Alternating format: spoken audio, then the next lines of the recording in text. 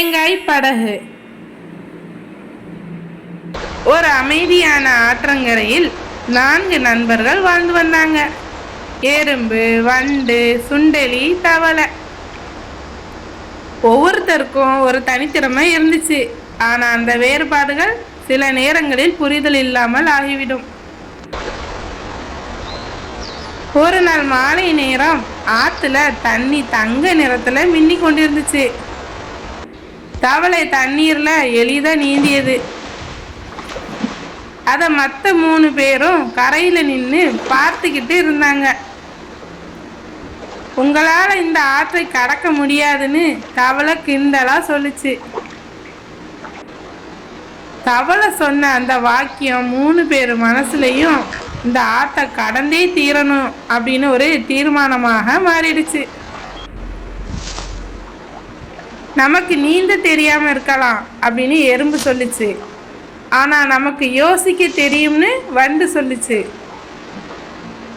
அவர்கள் ஆற்றை எதிர்த்து போராடல, அதை புரிந்து கொண்டு அதற்கு ஏற்ற வழியை தேடினாங்க. சுண்டெலி ஒரு பெரிய தேங்காய் ஓட்டை கொண்டு வந்துச்சு. எறும்பு ஒரு உறுதியான குச்சியை கொண்டு வந்துச்சு. வண்டு ஒரு மெல்லிய நூலை கொண்டு வந்துச்சு. அவர்கள் 3 பேரும் சேர்ந்து ஒரு சின்ன படகை உருவாக்குனாங்க. அது வெறும் தேங்காய் ஓடல்ல, அது அவர்களின் ஒற்றுமையின் வடிவம்.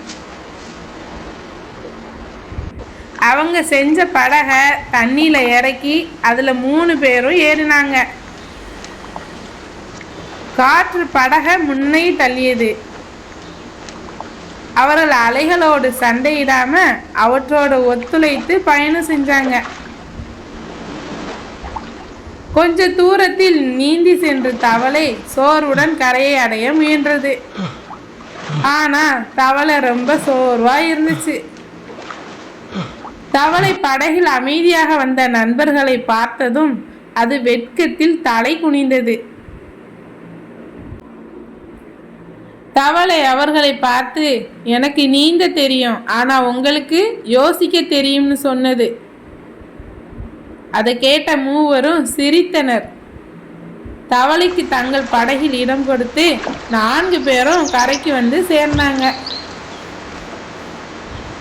கதையின் நீதி: வாழ்க்கையில் சிலர் வேகமாக முன்னேறுவார்கள், சிலர் மெதுவாக ஆனால் உறுதியாக பயணம் செய்வார்கள். திறமை ஒருவரை உயர்த்தும், ஆனால் ஒற்றுமை எல்லோரையும் முன்னேற்றும். இந்த கதை பிடித்திருந்தால் லைக் பண்ணுங்க. இது போன்ற மேலும் கதைகள் கேட்க நம்ம சேனலை சப்ஸ்கிரைப் பண்ணுங்க.